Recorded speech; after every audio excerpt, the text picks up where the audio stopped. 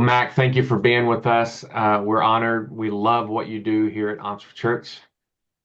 Um, so let's just dive into some of the stuff that I have known that you did for decades. As long as I've known you, going back to the Seacoast days, you have been speaking into leadership development, leadership pipeline, multiplication. You're just kind of the go-to guy that I look to, and many other organizations and churches look to. So I wanted to ask, how can pastors build a leadership pipeline that empowers lay leaders to oversee and run ministries at a local church? What's something a pastor could do? Yeah, I think the first thing we have to think about when you're thinking about building your leadership pipeline, pastors tend to think about their point of pain. And so they go, gosh, we need more volunteers, we need more leaders. And so they always start at the point of pain in their leadership pipeline. And most churches have a five-level pipeline: lead yourself, lead others, lead leaders, lead department, lead the organization. And what they want to do is they want to start at the point of pain instead of the point of influence. Uh, And the goal becomes you want to build a culture of discipling leaders. And what you have to remember is culture flows down, it doesn't flow up. And so, if I really want to build a culture of discipling leaders where I've got better leaders, I've got more leaders, then I've got to make sure that personally I'm modeling leadership development, that I'm personally discipling some leaders myself. I'm discipling my staff in their leadership. I'm discipling perhaps a couple other leaders in their leadership, but I got to be modeling it. And I want to make sure that that my staff says, yes, I benefit from being developed. Therefore, I want to develop others. And so if you start at the point of influence, the culture flows down. If you start at the point of pain, then what happens is you're expecting something, you're expecting your staff to do something that's not being done for them, and you never build a culture that way. So I would say if you want to build a leadership pipeline that's effective down at the team member and leader level, start at your staff level first. And a lot of times, what I'll tell churches, pastors, I'll say, hey, take my discipling leader series and just start taking your staff through it. Because when you do that, your staff begins to benefit from leadership development. And when they're benefiting from it, it gives them the conviction, hey, this works. This really works. I'm being developed, therefore, I want to develop others. So that's the place that I would recommend any pastor start. I love it. You said something in passing about the five levels. Can you unpack that and just repeat them? Because that was new to me.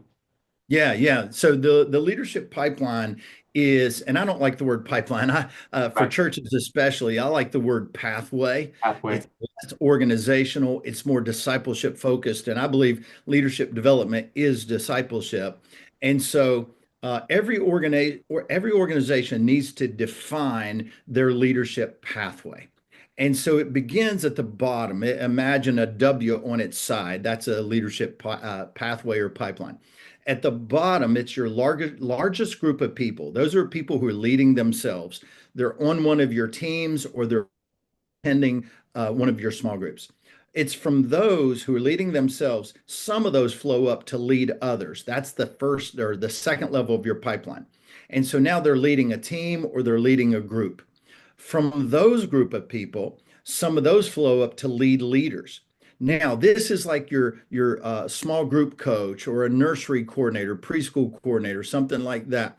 And they're overseeing, it's a volunteer role, but they're overseeing some of your leaders and they're providing spiritual leadership for some of your leaders.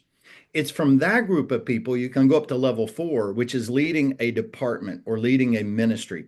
This is where you get your kids director, your student director, your worship director, guest services director, worship director, missions director. And from there, it flows up to the last level of the pipeline, which is leading the organization. That's your senior leader, your executive pastor, those sort of things. So most churches we work with have 5 levels. There are some mega churches that we work with that have 6 levels. Multi-site typically have 6 levels. And but you have to define that pathway. And the brilliance of the leadership pipeline is you don't let people skip levels of your pipeline, Right. because when you skip levels of the pipeline, then you're undermining their development. And I see it happen everywhere I go. You have somebody that's, they're really faithful to the church and they're godly, they've got great character, and they're faithful. So you say, hey, we need somebody to oversee our guest services. And you've been one of our best greeters. And so you hire them to oversee an entire area ministry, jumping 2 levels of the pipeline and put them in a position that you didn't develop them for. And so what do they end up doing? They end up behaving, even though they're at the fourth level of the pipeline, they're behaving as if they're at level 1 or level 2, Right. because they've been trained to think differently. And so you end up with a doer, not a developer. You end up with a doer, not a leader. That is so And good. So good. You mentioned that ending up as a doer, skipping levels. You mentioned starting at the pain point. What's the biggest mistake churches make when trying to develop leaders? If you had to put your thumb on one thing. yeah, I'll never forget when I was trained as a church planter, I was scared to death to plant a church. So I called my local denomination and said, hey, God's called me to plant a church. They said, great, come to our 2-day boot camp. And I went to this 2-day boot camp and I sat there and I listened to this guy lecture 8 hours a day for 2 days. And I went home and I told my wife, she was like, oh, you went through the training. I said, yeah, but I didn't learn anything. I've got a notebook filled with 273 fill in the blanks. And so this is where I learned that dumping information doesn't produce transformation. That is And right. the American church is so, we just believe that if we say it, they heard it, they'll do it. And that's not the case. Right. And so most leadership development that I see in the church, or what is called leadership development, is dumping information but doesn't produce transformation. And so what we've got to learn to do is we've got to go back to the ancient way that Jesus did it. Jesus apprenticed his apostles. He discipled them. It was life on life. It took a season for those leaders to season. It's fascinating that Jesus, when you look at his life in chronological order, it's fascinating that Jesus met 5 of his what would be his apostles in the fall of 26 AD. In the fall of 27 AD, he called 4 of them to be his disciples, which are followers, not leaders.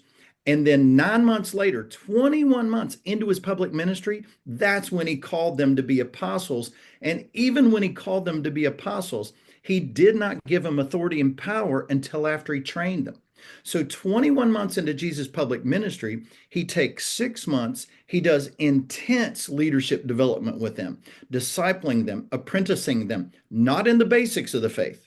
But when you study that 6 months, he is discipling them in leadership. So in Luke 6, he selects them and appoints them as apostles.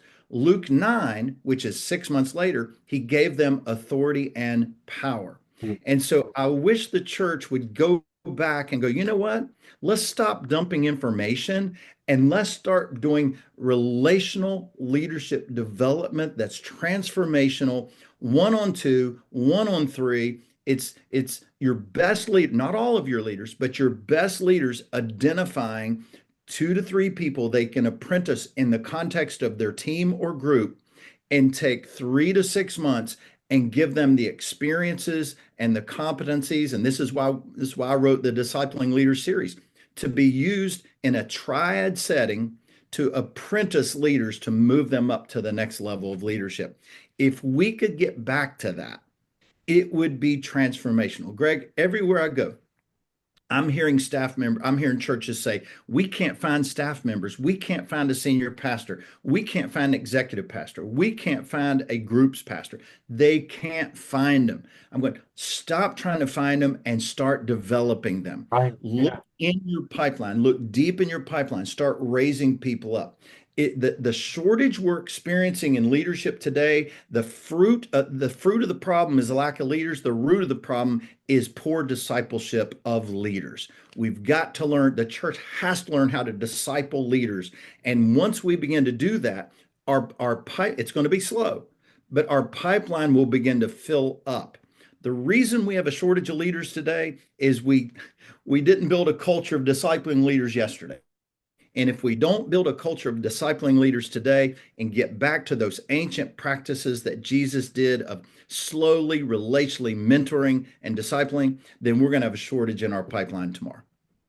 That's so good and so insightful. When we talk about developing leaders and the pathway pipeline, like you mentioned, uh, would you just based off of what you just said, would you say it's better caught than taught?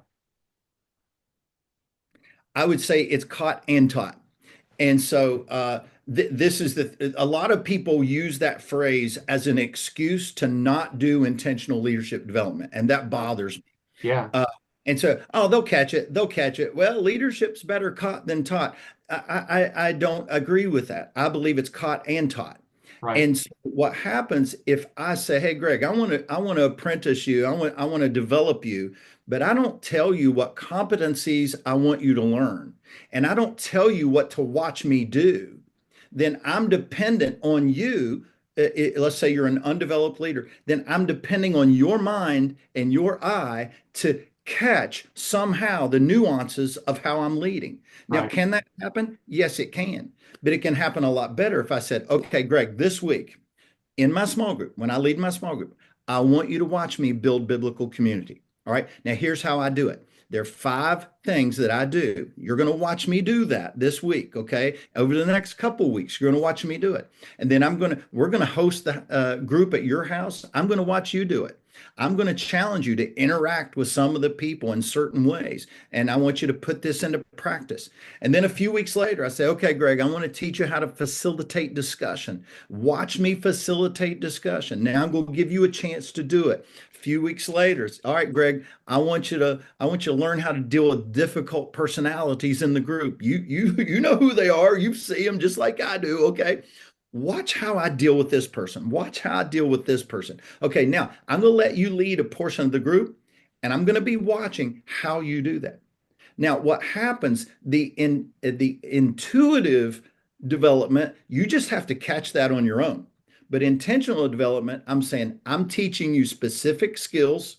I'm telling you to watch for certain things, and I'm giving you a curriculum or content to help you read and learn the specifics of those skills so that it will change the trajectory of your leadership, and it will quicken your learning in the process. This is so good. As you know, we at EntreChurch, we invited you to come to our in-person conference that we're working on behind the scenes, coming on down the road because we want you to be able to teach this, the practical teaching of this. It's so it's like you said, it goes back to biblical models, but in today's world, it can feel revolutionary. Like this is not what we're used to. And I Yeah. love the way you broke down the caught and taught. That is so healthy, so needed. Most churches in North America are under 200 people, and the majority of those are under 100 people. Yep. What does a healthy leadership development rhythm look like in a growing church, in a healthy church, in a local church? What does a rhythm look like? Yeah, when I studied through the life of Christ in chronological order, I saw that there were 3 things that Jesus did. Jesus used a multifaceted approach to development. He didn't use a single approach. And so this is what we teach all the churches we work with.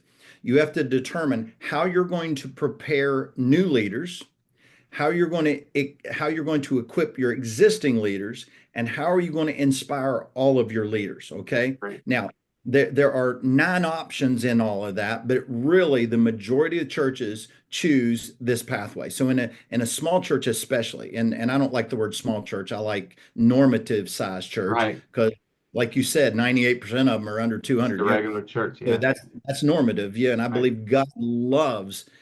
believe that's why there's 98% of them, because I believe God loves that normative size church. And so for a church like that, I would say I would apprentice any new leader. So I'm going to match them with one of my best leaders, and they're going to apprentice at least over one semester to learn how to lead in the context of that person's leadership. So we're going to apprentice new leaders. We're going to huddle with our existing leaders. So we're going to do development huddles once a quarter, where we get the different people in our pipeline together, and we break out into huddles, and they learn from each other. These are existing leaders. And then we do a conference, an in-house leadership conference, not a volunteer appreciation, but a development conference That's great. once a year, maybe twice a year, where we get all of our team members, leaders, leader of leaders, our leaders of a department, leaders of the organization, get the whole pipeline together, and we're going to focus on one leadership competency or character trait for 2 to 3 hours, probably on a weekend, and just do development and collectively inspire them around some aspects of leadership. And so that rhythm, so you're apprenticing anytime, any place, any pace. You're huddling once a quarter, and you're doing your conference once or twice a year. And that is sufficient for that size church. I love it. I love it. So let's say you go on staff, Mac Lake goes on staff at a church as a pastor, executive pastor, small groups pastor. You come on the scene at a local church. How do you identify high capacity leaders and what do you do once you spot them? Yeah, great question. So there's a difference between a potential leader and a high capacity leader. So potential leader, this is somebody who probably has not led or not led at a significant level. And for that, I'm looking for teachability, integrity, and passion. And ooh, That's okay, that good. guy's got some potential. That lady's got some potential. We can do something with that. High capacity leader is somebody who has proven leadership competencies and proven leadership track record. They're respected by others, they're followed by others, and they have high degree of influence with others. And then they have high competency and high character as well. That's what I'm looking for there. Now, when it comes to that, you got three options for using high capacity leaders. And this drives me crazy because churches will not tap into these people because oh, they're too busy, they're too busy. Right. There are three options you have for that type of person, okay? Number one, you can integrate them at a higher level of your pipeline. Give you an example. One of the churches I was working with, church plant in California, they recruited a lady who runs her own company, high capacity leader. They recruited her as a volunteer director over all guest services. She said, I'll do that. I'll give you 10 hours a week. I'll run that entire thing for you. You don't have to pay somebody to do that. I'll do it for you. That is placing a high capacity leader in your pipeline. The second option for high capacity leaders is give them a significant project to run for you. And so you give them a project, you give them the desired outcome, and you give them the resources and authority they need and release them. Now, keep relationally connected with them, but then you allow them to use their strengths to accomplish that significant project. And then the third way you can use a high capacity leader is you say, hey, I want you to coach one of my staff members. I want you to I want you to coach some of our key volunteer leaders. I want you to do leadership development for us and integrate them in developing the leaders. So, for example, for me, I travel every week, Greg. It's really Yeah. hard for me to be plugged into a consistent role at our church. And Right. so, for me, being able to be available to equip and coach and train staff members or other key leaders, I love that because I have the availability for that. It's just my schedule's inconsistent. So, that type of thing works beautifully for me. Yeah, I love that. And I love the idea of tapping in somebody, giving them just a specific project. I need your help with blank. Yeah. Um, with EntreChurch, we see pastors that are bivocational, co-vocational. We see churches that are running entrepreneurial ventures like a coffee shop, cafe, thrift store, daycare, nursery, co-working space, things like that. How should leadership development shift or look in a church that's embracing entrepreneurial models? When you think of like the EntreChurch context, do you see anything that is different or that we should be sticking to as an EntreChurch in this concept, in this um, role of developing leaders? Yeah, I love that question. And I don't think there should be a difference, but I think the entree church approach has an advantage that your traditional church is sort of blind to. Okay, so here's what I tell the traditional church that we work with, the Sunday focus and weekend service focus type of thing. I go, hey, listen, when you do leadership development, don't just train people to turn your ministry widgets. Teach them to live a biblical lifestyle of leadership. Now, in an EntreChurch approach, I mean, what you're looking at is, man, we're mobilizing people into the community. We are leveraging where they're already at in the marketplace. We are taking high capacity leaders and we're saying, where does God want to use you on mission? And Right. so you're helping develop their influence as leaders in the community. And so you're helping them live a biblical lifestyle of leadership, Yes. and because you get the missional aspect. But in many churches, when it comes to leadership development, what we think, the staff member goes, well, I just need to teach them how to facilitate a discussion and collect the roll in their group and submit the attendance. Right.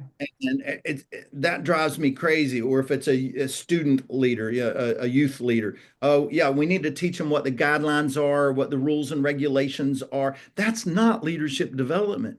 We want to take this volunteer that says, okay, I will lead that group, and it's going to take them, let's say, 2 to 3 hours a week, preparation, leading group time, and connecting with people outside the group. So let's say it takes them, 2 to 3 hours a week of volunteer time. So I don't want to just train them for those 2 to 3 hours volunteer time. I want to train them because I know that 25-year-old who's going to lead a student small group of boys. I know that he works at a local bank, and I want him to have stronger leadership skills so he can impact his workplace. He's newly married. I want him to learn how to lead his family and live a biblical lifestyle of leadership in his home. And so we miss it. I mean, we're just not seizing the opportunity when we recruit a leader and we just teach them to turn our ministry widgets. It's so short-sighted. Greg, Yes. the church should be raising up the best leaders on the planet. Right. We have the best book ever written. We have the best model that ever walked this earth, and we have the Holy Spirit within us. Explain to me why the church is not raising up world-changing best leaders on the planet. It doesn't make sense, and the Right. only explanation is we're too short-sighted, and we are content to train people to turn our ministry widgets. And to me, that's a shame. Absolutely. Man, you can get me fired up. That's awesome. Mac, this is so good. As I said, we're going to have you come to our live event and teach on this kind of stuff in a longer workshop that you can unpack. In the meantime, where can people find you online, and tell us about your book series? It's so practical, such good content. Tell us what book they would start with and how your series is laid out. Yep, yep. So, yeah, multiplygroup.org, multiplygroup.org. You can go there, find all our services, find all of our resources. But the Discipling Leaders series is really the a series that I wrote to help disciple leaders in the church. It matches the 5 levels of the leadership pipeline. It starts with leading yourself. And leading yourself, I wrote that for small groups to use so that chapter 1 is living on mission. Chapter 6 is developing your influence. So you take your small groups through that, and hopefully by the time you get your small group through it, you can identify several people and go, ooh, have you ever thought about developing your influence by stepping into leadership? Well, let's say 2 or 3 people in my small group go, yeah, I do feel like I'm called to lead. Okay, great. Where I'm going to take you through leading others. Now, there's 8 competencies in that book. You choose 5 of them based on whatever area and what you feel like they need to learn the most.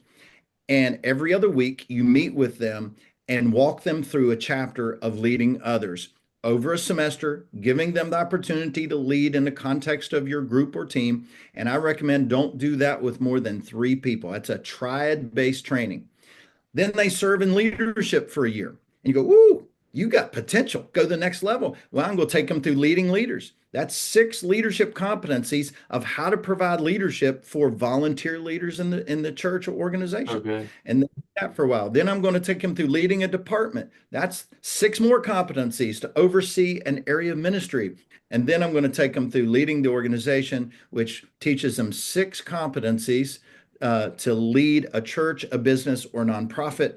And so put it all together, it's 32 leadership competencies paired with 32 leadership character traits, all done in a discipleship relationship so that you can sequentially, over a period of years, disciple somebody into higher levels of leadership that will teach them to live a biblical lifestyle of leadership so that they can live like Jesus and lead like Jesus. I love it. Mac, thank you so much for joining us. Thank you for pouring into our tribe, our audience, our leaders. This is so good, and we're going to definitely point them to you and your resources. So again, thank you. Thank you, my friend. It's always a joy to hang out with you.